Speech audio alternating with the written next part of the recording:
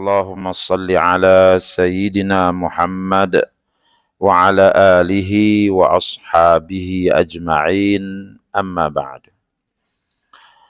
Alhamdulillah, kita ucap syukur pada Allah Subhanahu wa taala pada pagi yang mulia ini dapat sama-sama kita berada di rumah Allah Subhanahu wa taala. Pada kuliah subuh pada pagi ini, sama-sama kita mengkaji beberapa ayat-ayat Al-Quranul Karim dan kita cuba untuk mentadaburkannya. Surah yang kita pilih pada pagi ini ialah surah Al-Qalam. Surah Al-Qalam dia berada pada juzuk yang ke-29. Surah yang kedua selepas surah Al-Mulk. Surah Al-Qalam ini adalah surah Makkiyah. Ayat-ayatnya ialah Makkiyah seluruhnya. Makna Makkiyah seluruhnya dia diturunkan kepada Nabi SAW sebelum Nabi berhijrah ke Madinah Al-Munawwarah. Surah ini Allah Ta'ala mulakan dengan huruf Nun. Ya, huruf Nun. Nun wal qalami wa ma yasturun. Jadi sebab tu ada orang namakan surah ini dengan surah Nun. Ada orang namakan dia dengan surah Al-Qalam. Sebab pada ayat yang pertama tu ada huruf Nun dan wal qalam. Ya, dalam Al-Quran ni ada banyak surah-surah yang dimulakan dengan huruf-huruf. Huruf-huruf tu namanya huruf muqatta'ah, huruf yang terputus-putus. Ya, ada surah yang dia letakkan satu huruf je, contoh Nun, Shad. Ya, ada surah yang diletakkan 3 huruf, Alif, Lam, Mim. Ada surah yang diletakkan awal-awal dia dengan 4 huruf, contoh surah Al-A'raf, Alif, Lam, Mim, Shad. Ya, ada yang letak 7 huruf, Kaf, Ha, Ya, Ain, Shad. Ya, jadi macam-macam. Jadi mengapa Allah Ta'ala letakkan surah-surah ini di hadapannya huruf-huruf? Dia ada hikmah dia. Sebahagian tafsir kata Allahu a'lamu bimuradi dzalik. Hanya Allah Ta'ala saja yang tahu apa tujuannya. Tapi dalam kitab-kitab tafsir yang baru-baru ini ditafsirkan oleh para ulama, ada hikmah dia. Mengapa Allah Ta'ala letakkan huruf-huruf tu di depan? Ya. Antaranya mereka mengatakan bahawa oleh kerana sewaktu Quran ini diturunkan, di kota Mekah tu ramai penyair-penyair Arab yang tidak beriman kepada Allah. Bila sebut penyair ni, mereka ni adalah ahli-ahli bahasa. Ya, jadi ahli-ahli bahasa ni, dia pandang kalaulah orang nak bercakap dengan dia, kalau bahasa rendah-rendah ni, dia tak nak layan dia. Maklumlah dia ahli bahasa. Ya, jadi Allah Subhanahu wa taala menjawab kesombongan ahli-ahli bahasa ini. Sebab dekat kota Mekah tu tuan-tuan, memang setiap nabi ni, dia zaman dia turun tu, masyarakat di tempat itu dia ada sesuatu benda yang dia pakar. Macam zaman Nabi Musa, pakarnya orang-orang di sana pakar dalam ilmu sihir. Sebab itu Allah Ta'ala berikan mukjizat pada Nabi Musa, tongkat dia dan juga tapak tangan dia. Ya, kalau zaman Nabi Isa alaihissalam, ketika itu orang pakar dalam ilmu perubatan. Sebab itu Allah Ta'ala bagi mukjizat Nabi Isa ini, mukjizat yang berkaitan dengan perubatan. Dia boleh sembuhkan penyakit sopak, itu. Dia boleh hidupkan orang mati dengan izin Allah. Jadi zaman Nabi Muhammad SAW, kepakaran mereka masyarakat pada ketika itu ada ilmu bahasa.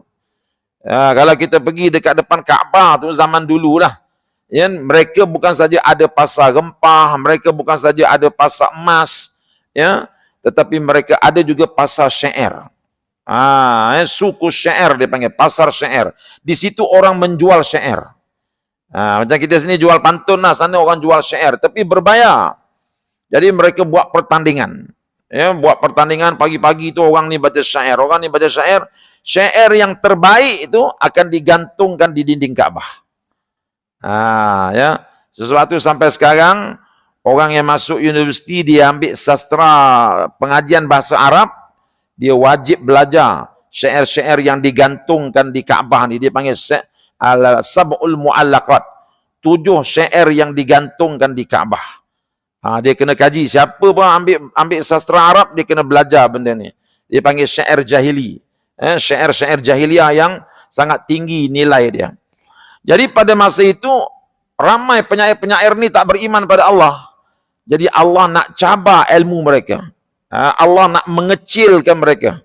Ya, Allah pun turunkan ayat Alif Lam Mim Nun, Alif Lam Mim Shad, Alif Lam Ra. Bila turun ayat-ayat Quran dengan huruf-huruf ni, mereka tercengang mereka. Hai, dia kata ada yang orang nak mulakan percakapan dengan huruf. Nampak tu ya. Jadi itu yang pertama.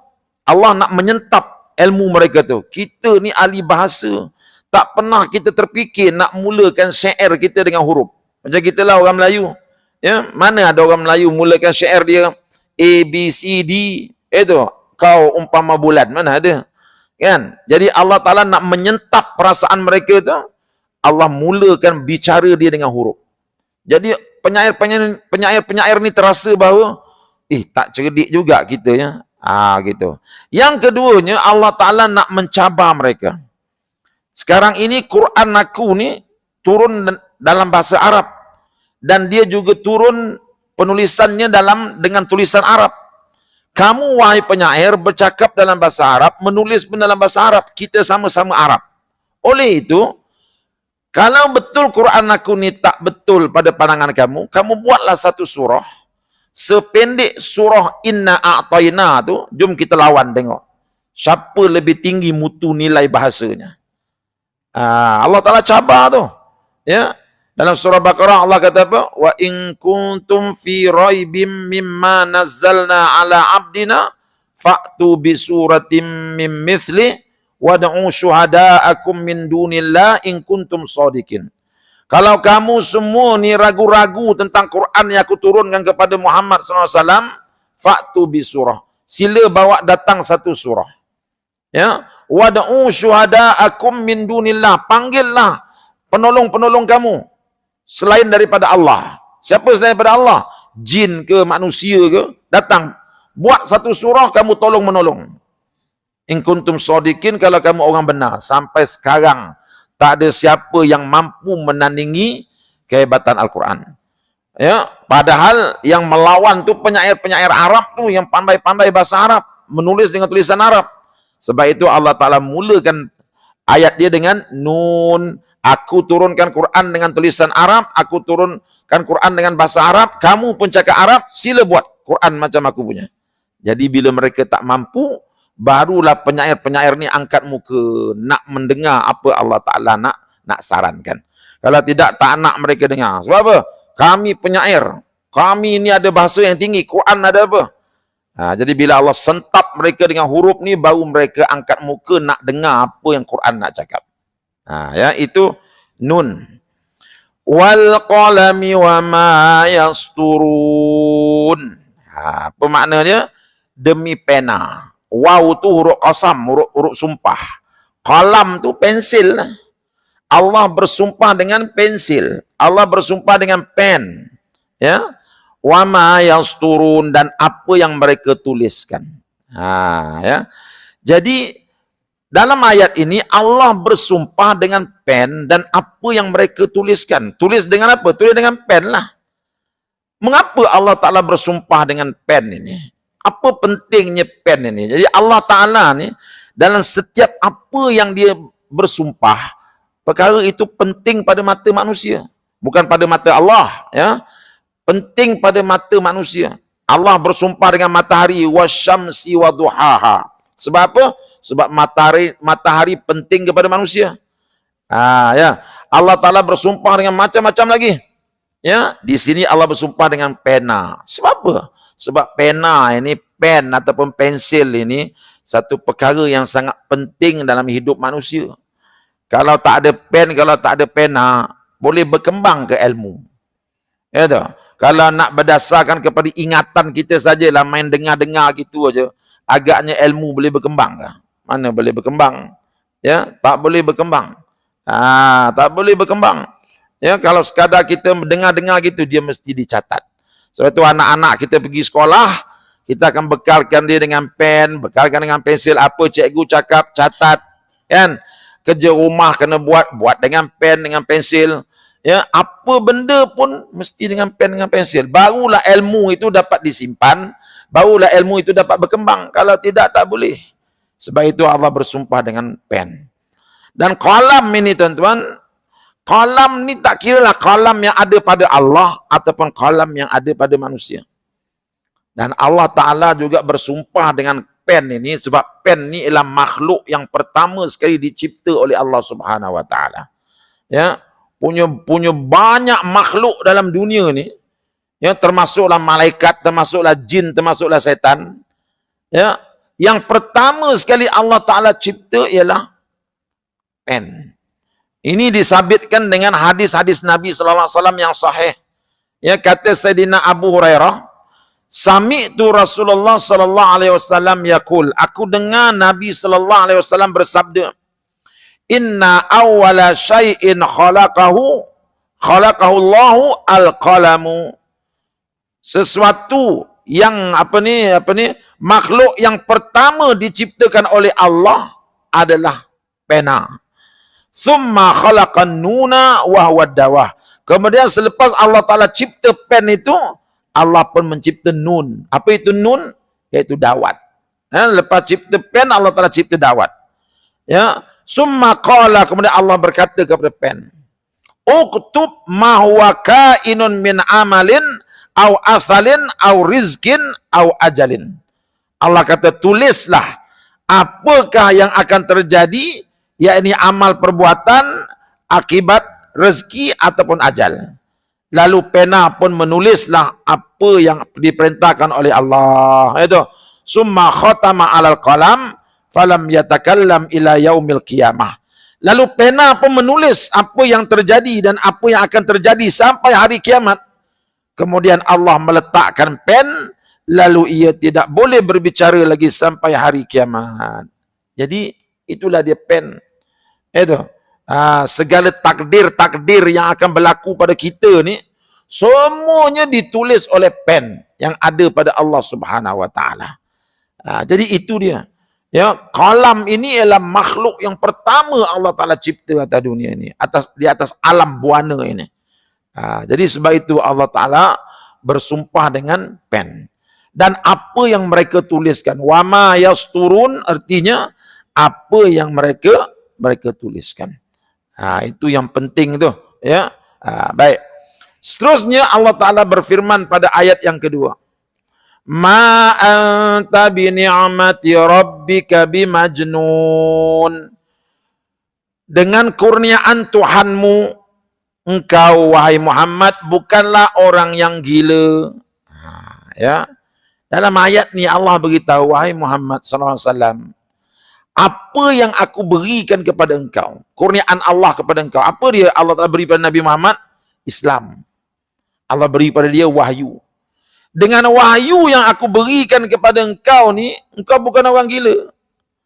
Sebab apa Allah Ta'ala kata begitu? Sebab nak menjawab satu perkara yang mana orang-orang Mekah ni tuan-tuan, ya, dalam satu hadis disebutkan bahawa mereka ini menggelar Nabi kita ni majnun.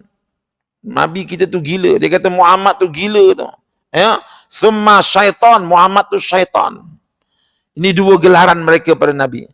Ya, mereka nak cari kesilapan Nabi tak jumpa. Mereka nak cari kekurangan peribadi Nabi, tak jumpa. Yang mereka jumpa apa? Kita cakap aja kepada orang, dia tu gila. Allah kata, wahai Muhammad, engkau tak gila. Ya, Islam yang aku bagi kepada engkau ni, tidak menjadikan engkau gila. Tapi orang kata dia gila. Sebab apa orang kata Nabi kita gila? Sebabnya gini, orang Mekah ni tuan-tuan, dia dah lama dah, sejak dari zaman tok nenek moyang mereka, mereka beriman bahawa Tuhan tu banyak. Sebab itu depan Kaabah tu ada 360 ekor berhala. Macam-macam Tuhan ada. Yang besarnya Lata dan Uzza lah. Lata, Uzza, Manat, ya, Suwa, macam-macam lagi nama berhala dia. Ya. Jadi Tuhan ini jaga hujan, Tuhan ini jaga matahari, Tuhan ini dia macam-macam Tuhan ada. Mereka beriman Tuhan tu banyak. Tiba-tiba Nabi sallallahu alaihi wasallam ajar mereka dalam ucapan Nabi yang pertama di Bukit Safa. Ya. Nabi kata apa? Berimanlah kamu kepada Allah yang esa. Mereka pun kata esa. Tuhan tu esa, Tuhan tu satu. Mana boleh? Siapa nak buat kerja banyak-banyak ni? Itu. Yang jaga nak Tuhan tu nak jaga matahari, Tuhan nak jaga bulan. Kalau orang pergi perang, bila dia pergi perang, berperang tu 1000 orang. 1000 orang mati serentak. Macam mana Tuhan nak cabut nyawa mereka 1000 orang tu serentak? Gila ke kau Muhammad, kata dia. Kan zaman dulu kan orang berperang kan serentak begitu. Ya. Jadi bila serentak tu yang ni terbunuh, yang ni mati, yang ni kena tikam. Boleh ke Tuhan cabut nyawa mereka ni serentak 1000 orang? Mana boleh. Sebab tu kita perlu Tuhan yang banyak, kata dia. Jadi tiba-tiba Nabi kata, dah, Allah itu esa. Allah itu satu. Mereka kata, gila. Gila kau ni. Ya. Yang kedua, sebab apa mereka kata Nabi gila? Nabi kata, kamu semua ni aku takut nanti masuk neraka kalau tak beriman kepada Allah. Mereka kata, Muhammad, kami ni bila dah mati, masuk kubur, tulang hancur, daging hancur, boleh ke hidup balik? Itu yang dia ambilnya ayam tu, dia ambil ayam, dia semelih depan Nabi, kemudian dia leraikan kulitnya, peha sebelah kanan dia bagi budak ni, peha sebelah kiri dia bagi budak ni, perut dia bagi orang lain. Ni, tengok, ayam ni masuk pada perut yang berbeza-beza. Kulit dia aku dah pecahkan dekat padang-padang pasir ni. Boleh bercantum balik ke? Mereka guna akal gitu. Nabi kata, dah, kita ni ada kehidupan kedua di sana, namanya akhirat. Mereka kata, gila engkau ni. Itu. Ya. Gila engkau ni. Jadi Allah kata apa? Wahai Muhammad, apa yang aku ajar engkau tu, aku suruh orang engkau sampaikan kepada orang tu, bukanlah menjadikan engkau gila. Itu makna ayat, ma anta bi ni'mati rabbika bimajnun. Engkau wahai Muhammad sallallahu alaihi wasallam dengan kurniaan Tuhanmu, engkau bukanlah orang yang gila. Apa yang kau cakap itu memang betul, kata Allah. Betul. Engkau bukan orang gila. Itu ya. Jadi berapa banyak orang ni kadang-kadang bila dia tengok pelik, tuan-tuan, dia kata gila. Macam dekat Kelantan sekarang ni. Ada seorang pakcik tu, dia duduk kawasan banjir. Banjir kawasan dia. Sekali dia buat rumah dia yang baru-baru ni, dia letaknya bawah rumah dia tu tayar. Ada pelampung. Rumah dia buat atas tayar. Itu orang kata gila ke Pak Ahmad ni. Rumah pula buat atas tayar. Sekarang ni bila berlaku banjir, rumah orang lain tenggelam, rumah dia terapung. Itu. Macam Nabi Nuh. Nabi Nuh dulu dia buat apa? Dia buatnya kapal ke atas bukit. Kan orang kata gila kau ni Nuh. Orang buat kapal tepi pantai senang nak dimasukkan dalam laut tu bila siap. Engkau buat atas bukit bila nak pergi ke laut tu. Gila kau ni. Nabi Nuh buat tu Allah Taala perintah. Itu. Ya, orang kata dia gila, tapi bila berlakunya banjir tu sampai ke bukit. Ketika itu berlayarlah kapal Nabi Nuh dengan selamat. Jadi kadang-kadang bila kita ikut perintah Allah ni, ramai orang kata kita, kau ni gila kau ni. Nampak tak? Ya? Orang yang mentafsirkan sesuatu dengan akal fikiran dia akan kata orang ikut Allah ni gila. Ini dah berlaku dah zaman Nabi kita Muhammad sallallahu alaihi wasallam. Ya, dah berlaku dah. Ya. Jadi Allah kata, ma anta bi ni'mati rabbika bimajnun. Engkau bukan orang gila, walaupun orang musyrikin kata engkau gila. Tuan-tuan bayangkan, orang musyrikin ni sebab apa dia kata Nabi gila? Sebab yang pertama itulah dia. Yang keduanya, mereka ni tak ada hujah nak melawan Nabi. Ya, sebab bila mereka tengok peribadi Nabi ni, mereka tak tahu nak lawan dekat mana. Nak kata dia ni orang jahat, nak kata dia jahat, mereka yang panggil Nabi kita Al-Amin. Dia yang gelar Nabi kita Al-Amin, mana orang yang jujur. Ya. Masa Nabi berhijrah ke Madinah, itu, Nabi duduk Mekah berapa tahun? 13 tahun menyampaikan Islam di Mekah.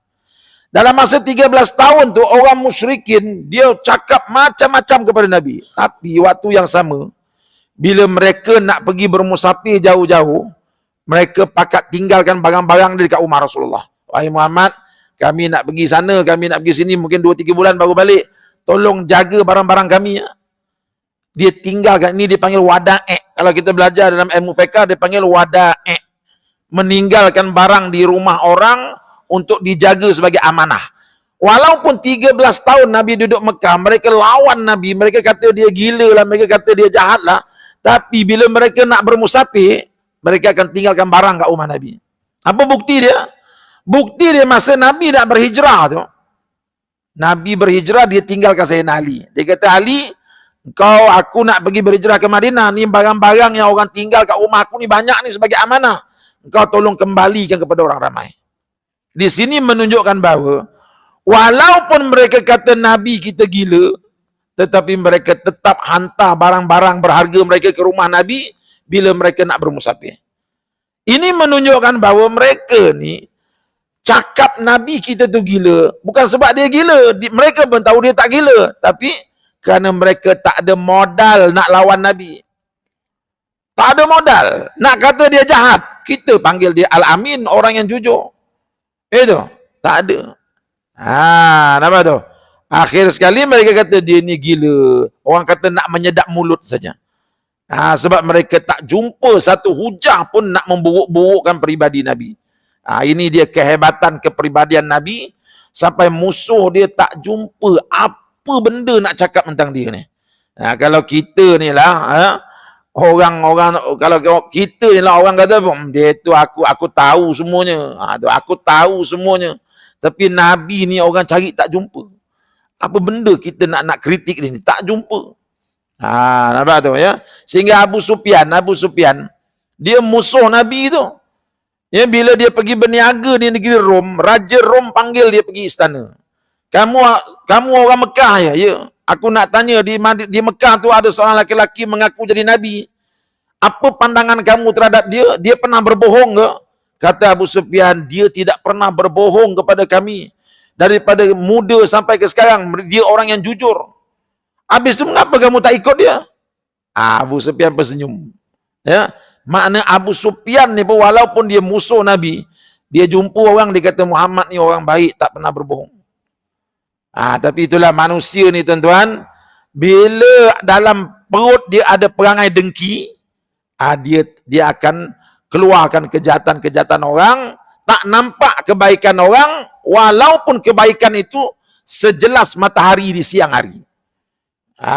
Sebab apa? Sebab dengki. Ya, dia orang dengki ni tuan-tuan, perangai dia apa perangai orang dengki?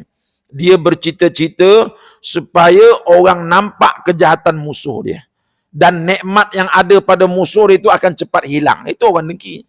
Kalau dalam diri kita adalah sifat tersebut, suka nampak kejahatan orang, kita keluarkan kejahatan dia, kebaikan dia kita sorok. Itu makna kita ni ada sifat dengki pada orang kita. Ini yang berlaku kepada orang-orang Quraisy ini, ya. Baik, Allah Ta'ala teruskan lagi bicara dia. Wa inna laka la ajran ghaira mamnun. Dan sesungguhnya engkau pasti mendapat pahala yang besar yang tidak pernah putus-putus. Nampak? Ketika orang kata Nabi kita gila, Allah kata engkau tak gila. Wahai Muhammad, aku akan bagi engkau pahala yang tak pernah putus-putus. Ini hadiah Allah Ta'ala di atas kesabaran Nabi kita Muhammad sallallahu alaihi wasallam. Ya, sebab apa Nabi kita dapat pahala yang tak pernah putus-putus? Apa sebab dia? Sebab Nabi kita ni, dia bawa Islam mula-mula dia seorang. Lepas tu dia bawa Khadijah. Khadijah masuk Islam sebab Nabi dakwah dia. Kemudian dia bawa Sayyidina Abu Bakar masuk Islam. Sayyidina Abu Bakar masuk Islam, Nabi yang dakwah dia. Lepas mereka ni masuk Islam dan merebak Islam tu. Sampai dah zaman kita ni, dah berbilion-bilion orang masuk Islam. Puncanya siapa? Puncanya dakwah yang dibawa oleh Nabi. Sebab itu pahala yang Nabi dapat, pahala yang tak putus-putus. Ini hebatnya orang jadi cikgu. Ini hebatnya orang jadi guru. Ya. Sebab tu nak jadi orang yang kaya di akhirat, jadilah guru. Walaupun guru ni bukanlah nak boleh jadi kaya sangat kat dunia tak? Ya. Tapi dia pahalanya tak putus-putus. Cuba kita tengok cikgu tadika tu, cikgu tadika. Ya. Ini manusia paling kaya ni bila masuk akhirat nanti kalau dia ikhlas lah. Ya, berbanding dengan pensyarah di universiti. Kan? Lagi besar cikgu tadika pahala dia sebab apa? Sebab semua profesor-profesor tu yang pandai-pandai tu dia belajar ABC kat siapa? Ya. Semua ulama-ulama besar dalam dunia ni dia belajar alif bata dengan siapa? Dia belajar daripada guru-guru tadika. Daripada ustazah-ustazah, ustaz-ustaz dekat kampung-kampung belajar alif, beta, itu sampai ya. Lepas tu barulah ilmu dia berkembang. Ilmu dia yang banyak tu bermula daripada apa? Bermula daripada dia kenal alif bata, bermula dia kenal ABC. Orang yang ajar dia ABC, orang yang ajar dia alif bata akan dapat pahala sepanjang-panjang hidup dia. Profesor ni pula ajar orang lain. Orang lain tu pula ajar orang lain. Macam mana tak kaya cikgu-cikgu ni? Macam mana tak kaya guru-guru ni? Itu sebab nak jadi jutawan di akhirat, jadi guru. Tapi itulah bila jadi guru, bila jadi ustaz, bila jadi penceramah ni, ya, dia tidak menjanjikan kekayaan. Ya, dia menjanjikan kemiskinan. Ingat lagi Profesor Dr. Muhammad Zuhdi, ya, dekan Fakulti Syariah dekat UM, dia kata apa? Bila kamu dah pilih bahagian syariah ni nak jadi guru, nak jadi ustaz, kamu jangan fikirlah nak jadi kaya. Hidup bolehlah untuk hidup bolehlah, tapi nak jadi kaya raya billionaire, baik kamu berniaga. Baik kamu berniaga, buka perniagaan, masuk MLM, kamu boleh jadi jutawan. Tapi kamu kalau jadi cikgu ni bolehlah, hidup tu boleh, dia kata. Kan? Sebab kita tengok memang betul pun. Ya. Tak ramai yang jadi kaya raya, kecuali lah yang Allah telah buka rezeki dapat jusa A, jusa C, itu lainlah cerita kan. Tapi kebanyakannya gitulah. Nak pula cikgu-cikgu tadika, itu. Ya, cikgu-cikgu kafar ni, berapa je dia dapat, itu. Tetapi sebenarnya mereka itu mendapat pahala yang ghairu mamnun, pahala yang tak putus-putus. Sebab tu ya. Sebab itu dalam ayat ni Allah kata apa? Wahai Rasulku, orang kata engkau gila macam mana pun kau bukan gila. Dan aku akan bagi engkau pahala yang tak pernah putus-putus. Wa inna laka la ajran ghairu mamnun. Ini Allah Ta'ala nak pujuk hati dia. Ya, sebab Nabi kita ni masa ayat ni turun, dia baru jadi Nabi. Dia baru jadi Nabi. Orang baru-baru dapat pegang jawatan tertentu, memang dia tak biasa sangat. Betul tak? Ya? Macam tuan-tuan jadi Pak Imam ke, jadi Bilal ke, baru 2-3 hari bekerja. Kan? Jadi kita taklah sama macam orang yang dah 10 tahun, 30 tahun jadi imam, tak sama, betul tak? Ya, begitu juga Nabi. Nabi ni baru 5-6 hari jadi Nabi. Bila orang kritik dia, terasa hati dia. Jadi Allah Ta'ala pujuk dia. Jangan bimbang, kau bukan orang gila. Dan aku akan bagi pahala yang tak putus-putus kepada engkau. Allah sambung lagi. Wa innaka la'ala khuluqin azim. Dan sesungguhnya engkau benar-benar orang yang mempunyai pekerti yang luhur. Ini Allah Ta'ala sanjung Nabi kita. Memang sanjung paling habis lah ni. Ya, walaupun masyarakat Quraisy tak menyanjung dia, mereka sanjung tapi mereka tutup mulut. Sebab apa? Sebab Muhammad ni musuh kita. Kalau kita kata dia ni orang baik, habislah kita. Dan musuh kita kata baik, habislah kita. Sebab itu mereka tutup mulut, mereka fitnah Nabi. Tapi dalam keadaan penduduk Mekah fitnah dia, Allah Ta'ala turunkan satu ayat, sanjung dia sampai ke langit. Apa dia? Wa innaka la'ala khuluqin azim. Wahai Muhammad, aku memperakui bahawa engkau ini adalah seorang manusia yang memiliki akhlak yang sangat luhur, sangat hebat. Itu. Ini pengakuan daripada Allah Subhanahu Wa Ta'ala. Ya. Ini bukan pengakuan daripada orang-orang biasa. Allah yang sanjung dia. Nampak tu? Ya. Kalau kita tengok tuan-tuan, akhlak Nabi SAW memang akhlak yang sangat hebat lah. Ya. Ya. Siti Aisyah. Aisyah ni isteri Rasulullah. Dia nak tahu akhlak orang ni tuan-tuan, tanya isteri dia. Sebab isteri ni dia duduk dengan suami, tidur sama-sama, makan sama-sama, naik kereta sama-sama, dia tahulah luar dalam suami dia. Kan? Tiba-tiba Aisyah ni orang yang paling rapat dengan Nabi, dia cerita pada orang. Bagaimana akhlak Nabi? Apa kata Aisyah? Ma daraba Rasulullah sallallahu alaihi wasallam biyadihi khadiman lahu qat. Rasulullah sallallahu alaihi wasallam sama sekali tidak pernah memukul khadamnya. Nampak? Ini akhlak besar ni. Sebab khadam ni apa tuan? Khadam ni bukan orang gaji. Khadam ni kita beli dia dekat pasar, beli dia RM500, dia jadi khadam kita. Bila dia jadi khadam kita, dia jadi hak kita. Ya, sebab tu orang jadi khadam, dia tak wajib pergi solat Jumaat. Itu, bukan pembantu rumah ya, bukan tukang gaji. Khadam ni mana hamba kita. Itu, dia tak wajib pergi solat Jumaat. Kita orang merdeka wajib pergi solat Jumaat. Dia tak wajib. Kalau tuan dia kata jangan pergi, tak boleh pergi. Dia kena khidmat dengan tuan dia. Nampak tu? Ya. Jadi walaupun Nabi kita ni dia ada kuasa penuh kepada khadam dia, dia tak pernah pukul khadam dia. Tak pernah pukul. Ya, Anas bin Malik kata bukan saja tak pernah pukul, aku jadi khadam Nabi punya lama, tak pernah Nabi kata, "Hey, apa pasal tak buat ni? Apa pasal belum buat ni?" Tak pernah Nabi sebut macam tu kepada aku. Siapa boleh buat macam tu tuan-tuan? Ya. Ya, kita walaupun bukan dengan khadam, budak tu makan gaji dengan kita, betul tak? Dia makan gaji dengan kita. Bukan main garang kita dengan dia. Betul?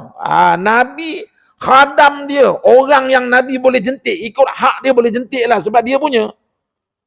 Betul? Khadam perempuan. Khadam perempuan ni tuan-tuan, kalau isteri kita pergi musafir, tiba-tiba khadam perempuan ada kat rumah. Kita boleh guna dia macam isteri kita. Panggil dia, jom tidur dengan aku, kita boleh guna. Hak kita. Maknanya boleh buat apa saja. Tapi kata Aisyah, aku tak pernah tengok Nabi pukul khadam dia. Ya. Wala daraba imra'atan, dan aku juga tak pernah tengok Nabi pukul orang perempuan. Makna isteri Nabi ni Nabi tak pukul. Aku tak pernah tengok dia pukul isteri dia. Ini memang hebat lah tuan-tuan. Betul tak? Sebab tu Nabi kaedah dia apa dia? Kaedah Nabi bila isteri dia lain macam, dia tinggal saja. Kan? Memang kalau tunggu lama-lama kan naik kaki kan. Itu. Bila dia tengok Hafsah, bila dia tengok Aisyah, perangai isteri-isteri Nabi ni dah perempuan namanya perempuan juga lah walaupun isteri Nabi. Kan? Kadang-kadang mulutnya tu menyakitkan hati Nabi juga. Tapi Nabi dia senang. Tengok tak boleh makan, dia jalan, duduk tempat lain, tinggalkan isteri dia. Dia tak pernah pukul isteri dia. Ya. Satu hari Sayyidina Abu Bakar nampak Siti Aisyah, dia tolaknya Rasulullah. Tolaknya. Ya, tolak, menjajah Nabi ke depan. Sayyidina Abu Bakar kata apa? Ya Rasulullah, Aisyah buat engkau macam ni ya Rasulullah. Apa kata Rasulullah? Yang kau nampak ni sikit ni. Sikit yang kau nampak ni. Maknanya, kalau belakang kau lagi teruk dia buat. Satu hari tuan-tuan, Nabi dikelilingi oleh wanita-wanita Ansar. Ya, Nabi dikelilingi oleh wanita. Nabi duduk tengah-tengah, wanita Ansar ni keliling dia. Bertanya kepada Nabi soalan-soalan agama. Nabi jawab, mereka lawan Nabi.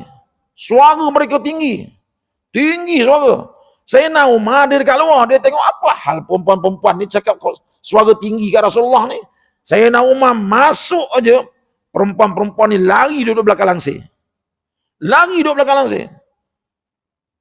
Masa lari tu Sayyidina Umar kata, ya Rasulullah apa jadi?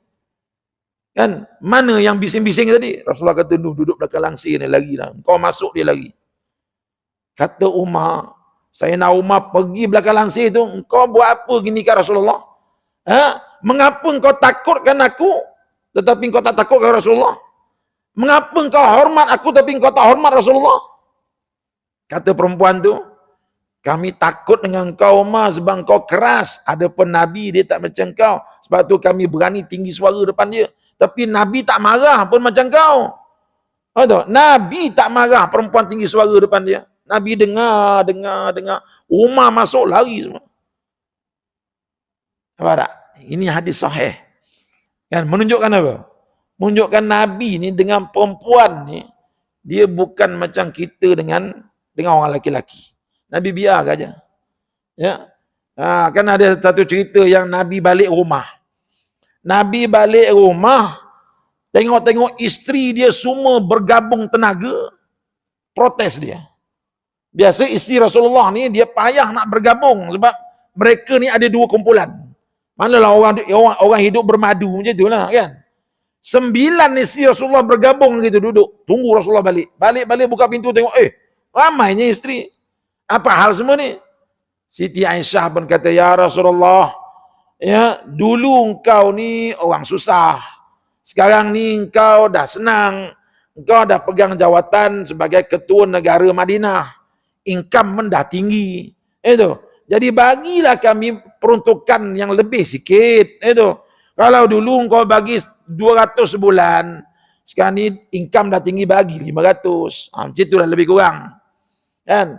Rasulullah duduk, dia tengok Aisyah. Dia yang kuat melawannya Aisyah lah. Bila Rasulullah tak layan dia, Hafsah pula datang. Ya Rasulullah, memang betul tu. Lepas Hafsah pula, isteri yang lain pula. Rasulullah tengok je, tengok. Ya, lepas tu dia masuk bilik, dia tidur. Tak ada dia layan je.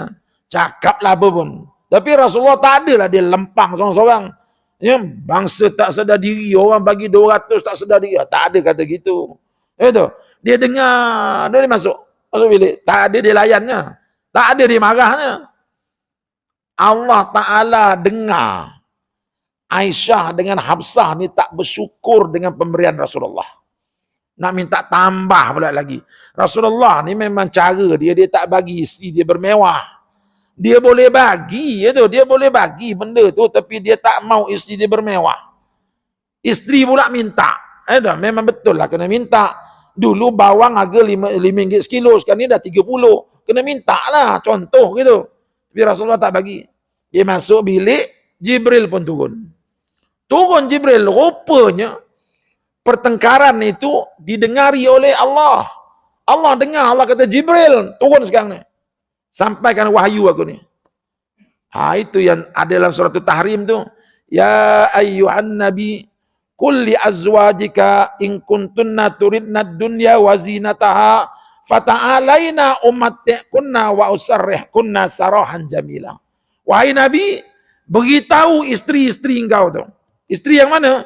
Isteri yang kau dah beri tapi tak sedar diri, minta lagi. Beritahu apa? Fata'alaina, panggil mereka semua. Umatti'kunna, bagi apa yang mereka nak. Dia nak berapa? 500, bagi. Dia nak peti ais, bagi.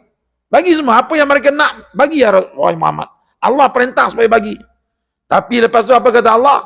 Wa usarrihkunna sarahan jamila. Tapi selepas itu, ceraikan mereka, jangan disimpan perempuan di dalam rumah kau. Allah perintahkan Nabi ceraikan isteri-isteri dia. Isteri yang mana? Isteri yang jenis tak kenang jasa suami. Allah perintah. Sebab apa? Sebab Nabi ni kerja dia banyak, nak berdakwah sana sini. Tiba-tiba balik rumah, rimau-rimau ni ada. Nak dakwah macam mana? Itu, sakit jiwa dia. Allah kata, engkau jangan sakitkan jiwa engkau. Apa dia nak bagi-bagi. Lepas tu ceraikan dia. Lepas tu barulah Nabi panggil Aisyah. Mari sini, nak cakap sikit. Tadi masa engkau minta dari tu, aku diam je. Itu. Tapi malaikat Jibril turun, Allah dah campur tangan ni. Allah dah campur tangan dalam urusan rumah tangga kita. Bagaimana ya Rasulullah? Allah kata, apa yang kau orang minta tadi bagi je. Jadi aku nak bagilah. Suka Aisyah, kalau gitu boleh lah ya bang. Boleh, kata Rasulullah. Tapi Allah Ta'ala kata apa? Usarrihkunna sarahan jamila. Tapi lepas tu, aku kena lepaskan kamu seorang-seorang lah. Ya, tetapi cara lepas tu, cara lepas yang jamilah, yang bagus lah. Mana engkau tak boleh jadi isteri aku dah. Itu. Sebab kau nak jadi isteri aku, kau kena bersyukur apa yang aku bagi. Itu. Apa yang aku bagi tu kau syukur dulu. Ni kau aku dah bagi, kau minta lagi. Allah Ta'ala dah campur tangan ni. Jadi sampai Allah Ta'ala campur tangan rumah tangga Rasulullah. Itu. Nampak tu? Jadi nak ceritanya bahawa Rasulullah tak ada berkasar dengan perempuan. Itu Aisyah kata. Ya. Illa Rasulullah tak pernah guna tangan dia wala daraba biyadihi syai'an qat. Dan Rasulullah tak pernah memukul dengan tangan dia sesiapa pun. Isteri dia ke, hamba dia ke, orang biasa ke, Rasulullah tak pernah guna tangannya. Oh, itu bukan senang tu tuan-tuan. Ya, kita ni pula ada selendang merah, selendang hitam, tangan tu cepat je melayang, betul tak? Ya. Kira-kira darah panglima kita ni. Itu, ya. Nak melayang di tangan kita, kau budak ni kecil aku pandang, ya, kan gitu kan. Tapi Nabi kita tak pernah. Aisyah kata aku tak pernah tengok Nabi lempang orang, tak pernah tengok. Nampak tu ya. Wala khuyira baina syai'aini qad illa kana ahabbuhuma ilaihi aisarahuma. Dan Nabi ni kata Aisyah, kalau ada dua benda, dia akan pilih yang paling mudah sekali. Dia tak akan pilih benda yang menyusahkan. Ibarat kata kan, sekarang ni nak masak apa ni Aisyah? Nak masak nasi goreng kampung ke nak masak nasi goreng USA? Oh, nasi goreng USA payah tak, kena ada dagingnya. Tapi nasi goreng kampung ni cukup dengan bawang putih, betul tak? Letak sikit telur, sudahlah kan. Rasulullah kata kau buat nasi goreng kampung, contohlah. Kalau ada dua benda depan aku, dia akan suruh aku pilih yang paling mudah. Jangan ambil yang paling payah. Nampak tak? Tapi separuh orang tak nak dia gitu. Kau boleh buat apa? Goreng kampung ke USA? Aku nak USA. Nabi tak. Aisyah kata aku tak pernah disusahkan oleh Nabi. Ini akhlak Nabi SAW ya. Sebab itu ya, Nabi kata apa? Inna Allah ba'athani liutimma makarimal akhlak. Aku ni Allah Ta'ala utuskan aku untuk menyempurnakan akhlak-akhlak manusia. Ya. Dan Nabi sebut dalam hadis, Adabani Rabbi fa'ahsana ta'dibi. Allah lah yang telah mendidik aku dan didikan Allah kepada aku sangat baik, kata Nabi. Allah yang didik Nabi sampai Nabi jadi macam tu. Ya. Jadi tuan-tuan, seterusnya Allah Ta'ala sebut dalam ayat ini, fasatubsiru wa yubsirun, dan mereka akan melihat apapun, maka kelak engkau akan melihat, dan mereka orang kafir pun akan melihat siapa di antara kamu yang gila. Fasatubsiru wa yubsirun bi ayyikumul maftun. Wahai Muhammad, jangan sedih, hari ni orang kata engkau gila. Akan datang engkau akan lihat orang kafir yang kata engkau gila tu pun akan lihat siapa yang gila sebenarnya. Nampak Allah kata, ya. Hari ni engkau dengar orang kata engkau gila. Orang kafir pun kata engkau gila. Satu hari nanti Allah kata, engkau akan lihat, orang kafir yang kata engkau gila pun akan lihat siapakah sebenarnya yang gila. Apa makna ayat ni? Makna ayat ini ialah, bila kita tak ikut agama Allah, ujungnya nanti kita akan nampak mereka akan sedar mereka rugi. Mereka akan sedar mereka itu rugi. Ya. Siapa saja dalam hidup ni tuan-tuan, dalam hidup ni memang kalau peringkat awal tak bersusah-susah, ujungnya nanti kita akan rasa rugi. Apa tu? Ya. Kita tengok dalam kehidupan ni Nabi kita, di peringkat awalnya susah dia, susah. Orang kata dia gila, orang kata gitu gini, tetapi di ujungnya engkau akan lihat nikmat besar yang kau akan dapat. Orang yang lawan kau tu pula kata dia gila. Tuan-tuan tengok yang orang yang tak ikut agama ni, ujung-ujung dia gila. Tengok tak hadis masa Nabi Isra Mi'raj dulu. Nabi nampak orang ketuk kepala dengan tukul besi. Siapa ni orang ni? Kan Nabi lalu kat tepi api neraka tu, nampak orang ni ambil ketuk besi, ketuk kepala dia. Pecah-pecah kepala, menjerit-jerit. Itu. Bila menjerit, kepala bercantum balik, pukul lagi. Dia pukul kepala dengan tukul besi ni. Siapa? Ni kerja siapa?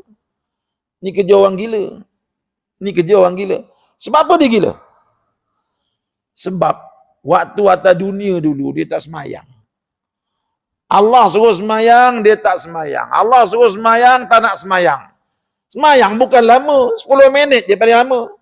15 minit tu kira lama lah tu kalau kita standard orang Malaysia ni. Tiba-tiba dia tak buat. Sampai ke akhirat nanti dia kena masuk api neraka. Lalu dia ketuk kepala dia. Bodohnya aku. Dan macam orang gila dia. Itu maksud dia. Hari ni engkau mengamalkan agama, orang kata engkau gila. Tapi nanti ujung nanti dia akan tahulah siapa sebenarnya yang akan jadi gila. Siapa sebenarnya akan jadi gila? Ya, kita tengok ramai dah orang macam tu. Ya, dululah tuan-tuan yang kita tengok orang hantar anak pergi tahfiz. Dululah, bukan sekarang, dulu. Anak 5 orang, 5-5 pergi hantar pergi tahfiz. Umur 7 tahun, 8 tahun dah masuk tahfiz. Orang kata engkau ni mak tak sayang anak engkau ni. Itu. Budak-budak kecil ni dia perlu kasih sayang. Itu. Tak apa, aku hantar. Hantar 5 orang masuk tahfiz.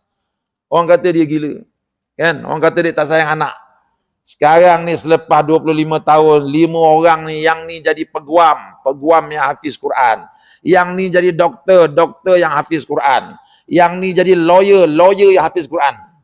Yang dia tadi, anak tak dihantar pergi mengaji agama. Itu. Sekarang ni dia jumpa aku menyesal lah tak ikut engkau dulu. Sebab apa? Kalau aku tahu aku hantar anak aku dengan anak kau. Sebab apa? Anak aku ni, anak kau masuk universiti, anak aku masuk pusat serenti. Itu. Anak orang masuk universiti, anak dia masuk pusat serenti. Ya, saya dululah tuan-tuan, duduk Kuala Lumpur. Masa zaman saya dulu di Petaling Jaya ni, mana ada sekolah agama? Tak ada sekolah agama. Ya, tiba-tiba ayah saya meninggal dunia. Ayah meninggal dunia, mayat terbujur tu, mak saya kata, kau bacalah Quran, nak baca apa? Masa tu memang tak kerti baca Quran. Umur saya masa tu tingkatan 4. Tingkatan 4. Saya kata, engkau baca je lah, ambil lah kitab Mukadam tu. Takkan nak baca Mukadam depan jenazah ayah. Nak baca Ali Ata'a, Ali bawa ia depan Jadi kita tengok lah jenazah tu, tengok kan. Hati tu sedih lah. Ni jenazah ayah kita ni. Bila lepas ke bumi tu, saya memikir nak jadi apa aku ni. Ya, itu yang saya kata, mak, saya nak pergi pondok lah belajar agama. Bila kata nak pergi pondok tuan-tuan, marahlah keluarga. Saya punya pak ngah, pak long, segala pak ngah lah turun ke rumah kita. Turun. Kau gila kau nak pergi ngaji agama. Sebab apa pak long? Orang ngaji agama ni kalau tak ada orang mati, tak dapat duit dia kau tahu. Kau nak hidup macam mana nanti masa depan kau? Ya. Tak cukup dengan saudara mara, datang jiran-jiran tetangga. Kau ni bapak kau baru meninggal, kau nak pergi belajar agama dah. Ya. Selepas 20 tahun tuan-tuan, jiran-jiran tetangga tadi yang datang tadi, yang tak bagi kita pergi ngaji pondok tu datang. Dia kata menyesal, makcik tak suruh anak makcik ikut kau. Sebab apa? Engkau sekarang masuk universiti, anak makcik masuk pusat serenti. Nampak? Mula-mula orang kata kita gila. Nantilah, ujungnya nanti. Selagi kita pegang agama, kita tak gila lah. Ya? Kita takkan gila lah. Orang kata, kita takkan rugi lah selagi kita pegang agama. Ujungnya, mula-mula orang nampak macam pelik sikit. Tapi ujungnya tak ada. Ujungnya ialah kejayaan. Ya. Baik. Inna rabbaka huwa a'lamu biman dhalla an sabilih wa huwa a'lamu bil muhtadin. Sungguh Tuhanmu, dialah yang paling mengetahui siapa yang sesat dari jalannya, dan dialah yang paling mengetahui siapa orang yang mendapat petunjuk. Jadi Allah kata, sabarlah wahai Rasulku. Orang kata engkau macam-macam pun sabar. Aku sebagai Tuhan, aku tahu siapa yang betul, siapa yang salah. Engkau menunjuk manusia jalan yang benar. Hari ini mereka tak nampak lagi. Tak apa, teruskan bercakap. Ya, teruskan bercakap. InsyaAllah, aku tahu siapa benar, siapa salah. Ini Allah Ta'ala nak pujuk Nabi kita ni. Sebab masa ni Nabi baru mula jadi Nabi. Dia baru bergerak gitu. Tiba-tiba orang cakap macam-macam. Terkesan juga dia. Allah kata jangan bimbang. Teruskan, aku sebagai Tuhan, aku tahu siapa betul, siapa salah.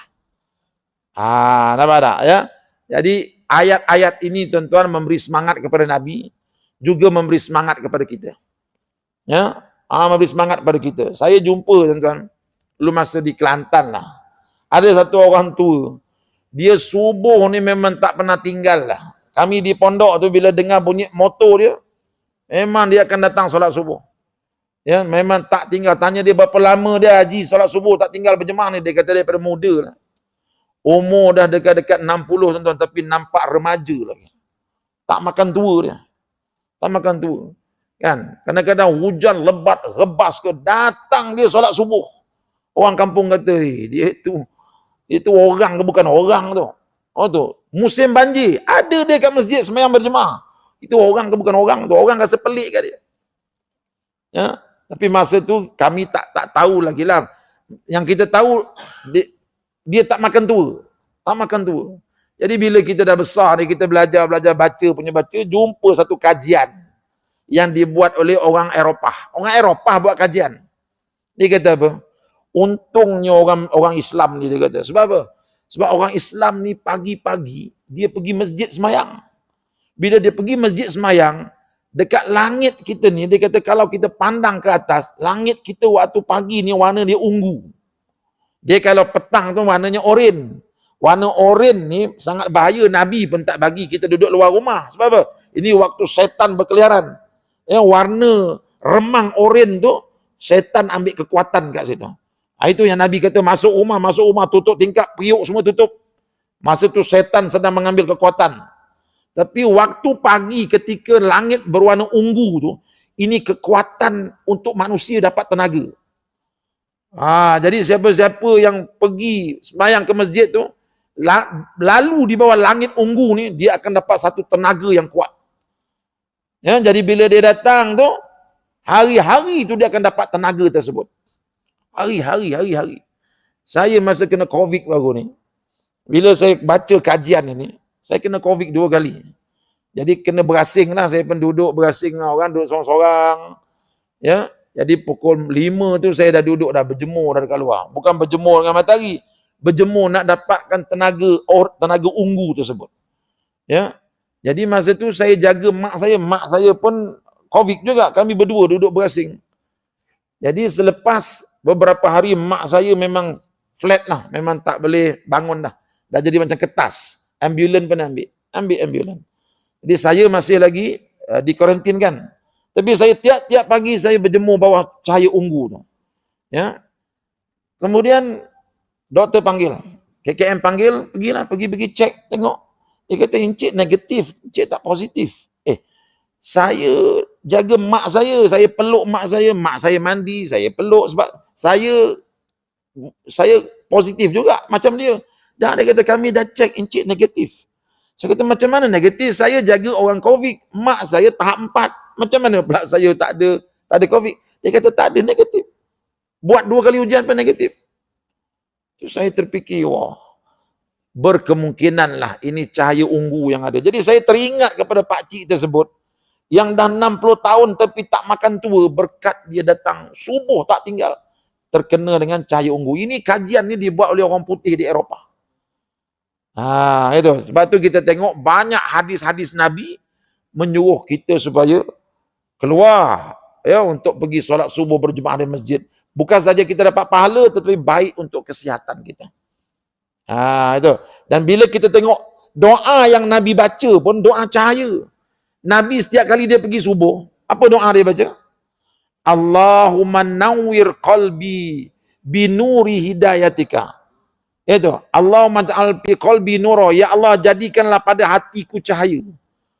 Wa fi sam'i nura, jadikanlah pada telinga aku cahaya. Wa fi basari nura, jadikanlah pada mataku cahaya. Wa min tahti nura, jadikan daripada bawah aku cahaya. Wa min fauqi nura, daripada atasku cahaya. Wa min shimali wa min yasari, daripada kiri kanan aku cahaya. Ini doa Nabi. Doa ni kita baca bila? Masa kita buat umrah itu, ingat tak? Masa kita sa'i kali yang ketiga. Kita akan baca doa cahaya. Apa pasal? Saya terfikir, apa pasal Nabi baca doa cahaya ketika pergi solat subuh? Jadi bila orang putih buat kajian ni, baru saya dapat gabungkan. Agaknya mungkin sebab ini Nabi setiap kali pergi solat subuh dia akan minta cahaya. Mungkin cahaya ungu ini maksudnya, berkemungkinan. Ya, sebab sains dan juga syariah dia takkan boleh bertentangan. Ya, kalau sains itu bertentangan dengan syariah, sains itu salah, syariah itu betul. Tapi selalunya sains dan syariah dia akan sama-sama menguatkan antara satu sama lain. Jadi orang tengok datang solat subuh hujan-hujan rebas ni pun ni gila orang ni. Tapi tak. Satu hari nanti orang akan tahu apakah kesan kebaikan yang kita dapat. Gitu ya. Jadi tuan-tuan, itu ayat yang ke-7 daripada surah Al-Qalam.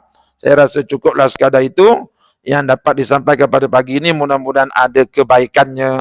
Jadi saya sekarang ni dalam internet sedang mentafsirkan surah ini.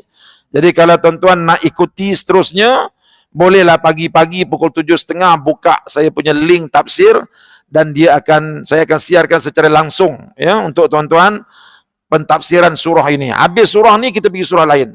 Juzuk yang ke-30 saya dah habiskan dah tafsirnya. Jadi kalau tuan-tuan nak jadi ahli kelab tafsir saya, masuk link tu, tuan-tuan boleh klik mana surah yang tuan-tuan nak dengar. Nak dengar surah Quran Surah bin Nas, klik aja, ada rakaman yang tuan-tuan akan nampak ya.